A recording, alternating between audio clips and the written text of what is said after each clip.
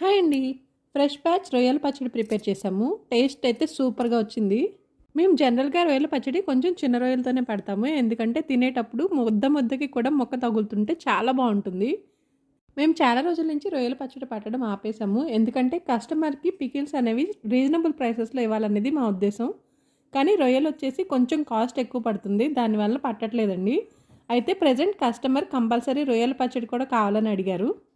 అందుకోసమే ప్రిపేర్ చేశాము. మేము ఏ పికిలైనా సరే ఇంట్లో కూడా యూజ్ చేసుకునే విధంగా క్వాలిటీ ఇంగ్రీడియంట్స్తోనే పడతామండి. అల్లం వెల్లుల్లి పేస్ట్ అలాగే గరం మసాలా కూడా అప్పటికప్పుడు ఫ్రెష్‌గా ప్రిపేర్ చేస్తాము.